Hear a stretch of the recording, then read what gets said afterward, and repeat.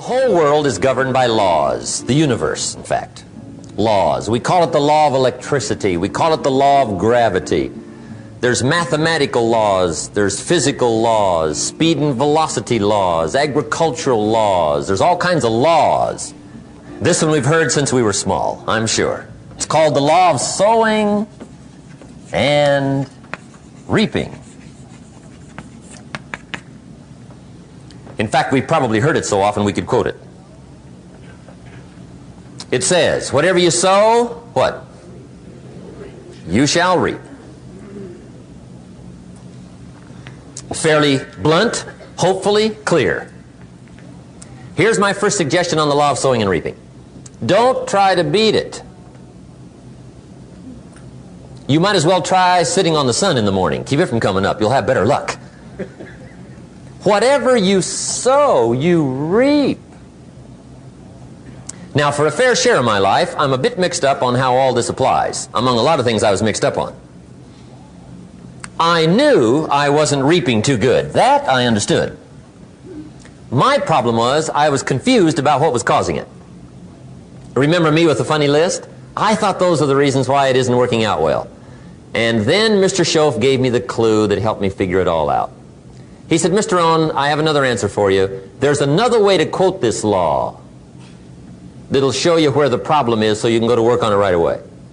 All you need to know is where the problem is, then you can go to work on it. So he quoted me the law another way, and I found out what my problem was. Here's the way you quote the law. Whatever you reap is what you've sown. Now I knew what my problem was. Whatever you reap is what you've sown. If you don't like the crop, who do you look up? Answer, whoever planted it. And where do you find who planted your crop? Answer, in the mirror. What I finally learned to do come fall was to go to the mirror. That's where you go. And if necessary, you say, a few skinny carrots? I got to be unimpressed. Where were you last spring? Asleep? Didn't you read the books? Did you break your hoe? Let me give you 7 key points to the law of sowing and reaping. Let's tick right down through the list of 7, and it'll be break time. 7 points to sowing and reaping. Here's part of the philosophy that really helped me to make some changes in life direction. Number 1, the law of sowing and reaping is negative. That's number 1, which simply means if you sow bad, you reap bad. Now this is kind of 3rd grade, but it doesn't hurt to go over the basics. If you plant thistle seeds, you don't get pumpkins. Honest, no use looking for pumpkins. John says, how come no pumpkins? Come on, John. The law's negative. That's how come. Now here's number 2. The law's positive. Which simply means if you sow good, you reap good. If you plant pumpkin seeds, you don't get thistles. Not from pumpkin seeds. Mother Nature won't pull tricks on you over in the corner snickering and pushing new thistles and you planting pumpkin seeds. She won't do that. You will get pumpkins from pumpkin seeds, and the reason is because the law is positive. Now here's number 3. I got excited when I found out the full dimension of this. See, you do not reap what you sow, but rather you always reap much more than what you sow. So the 3rd key word is more. You don't get back what you put out. You get back much more than what you put out. And it works both positive and negative. On the negative side, it said, if you sow to the wind, you reap the whirlwind. So you've got to get ready for that, or you will be naive. But now it also works positive. If you plant a cup of corn in the spring, how much corn do you reap in the fall? Not a cup. You might as well keep the cup you got. Why go to all the trouble, planting a cup of corn in the spring, water it and take care of it all summer, look after it carefully, cross your fingers and pray? Why go through all that? Reason, come fall, you could well get a bushel for the cup. A bushel for a cup. It's called one of life's better deals. Guy says, well, yeah, I'll figure out how that works. You could get rich. That's right. That's right. Then how come more people aren't wealthy? They don't study much, sow and reap. The guy says, well, yeah, you work where I work, but the time you struggle home, it's late. You got to eat a bite of supper, watch a little TV. Here's number 4. Fourth key to sowing and reaping. There are many ways to sow and reap. There's many ways to change your life. There's many ways to get promoted.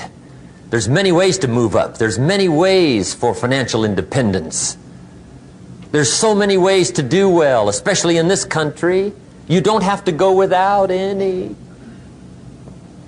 If we lived in the middle of Africa, the middle of India, with economic disaster all around, you might have some excuses for not doing well. But not here. There's too many ways here.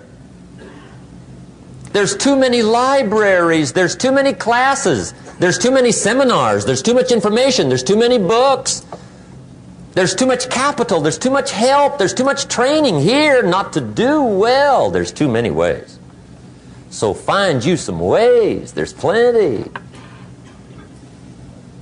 Here's the fourth key to sowing and reaping, or 5. And that key word is anyone. Anyone can sow and reap. That's what's exciting. Anyone can. Now the question is whether or not you will. But can is not the question. Will is the question. Anyone can. Mr. Keogh says, try my plan. I put it together. The Keogh plan. Put aside $145 a month for the next 30 years. It's $1 million with the tax advantages. $1 million, 30 years, Keogh plan, $145 a month. Not a bad plan. Become a millionaire. Now, anybody can. The question is, who will? That's the question. Son asked his father, when his father's 50, we're rich, right? The Keogh thing? His father said, no, we're not rich. His son says, well, the Keogh thing, the $145 a month Keogh thing. He says, yeah, I know the Keogh thing, but I didn't go for that. Son says, you didn't? Says, no. I picked another plan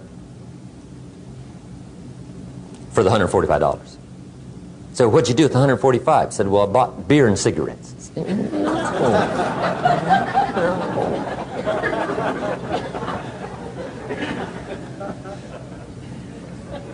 See, anybody can, whether you will or not. See, that's the question.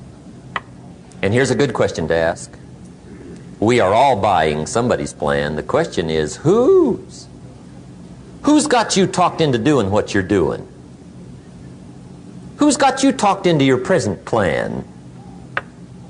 See, 10 years from now, you will surely arrive. The question is, where? But see, anybody, if you want to, can go searching for a good plan, pick it, and start working it. And sure enough, as the time passes, as it surely will 5 years from now, 10 years from now, then you'll be winding up wearing what you want to wear, driving what you want to drive, living where you want to live, become what you want to become. But now's the time to fix the next 10 years. And who can? Anybody. Here's number 6. The 6th key to sowing and reaping. This is leveling with you now, as we promised to do. There's one thing better than the truth, and that's the whole truth. And here's part of the whole truth of the law of sowing and reaping. Number 6 is, you could lose. There are times when you just lose, no matter what you do. It's that kind of planet. You reap what you sow, yes, but... What does that mean? Yes, but, well, the farmer plants his crop in the spring, takes care of it all summer, loves his family, works 10, 12 hours a day, 6, 7 days a week, is an honorable man. Come fall, he's got a beautiful crop, and he deserves every bit of it. But the day before he sends the combines into the field, a hailstorm comes along and beats it all in the ground, which means you lose. Somebody says, well, what did he do wrong? Answer, nothing. It's just that kind of planet. Sometimes it's going to hail on your crop and rain on your parade, so you got to get ready for that or you will be naive. That's just part of the life arrangement. And don't press me why. I was not in on some of the original decisions here, so I don't know how it got set up. But there's just times, sometimes you lose. That's part of life. But now here's number 7. The 7th key to sowing and reaping. And it goes like this. It's just another way to quote the same law. And it goes like this. If you don't sow, that's just another way to quote the law. If you don't sow, what? You don't reap. You don't even have a chance. So if you looked at your game plan tomorrow, you might come to the quick conclusion, I got to get some sowing going. How true. Get you some sowing going. And remember, you've got plenty of time. You've got all the time there is. Some people spend enough TV time to make a fortune. The latest article on television watching in this country, according to the latest article, the average television is on in this country in every household 7 hours a day, called the Big 7. I asked a guy one time what his TV cost. He said about $450. I said, you forgot to look at the price tag. He said, what do you mean? I knew he was a TV watcher. I said, that television costs you, in my opinion, at least $12,000 a year. To watch it, not to own it. Owning it's cheap. Watching it is what's expensive. And I said, hey, $12,000 a year is too much to pay to watch TV. That's too much. Pay a little, but not $12,000.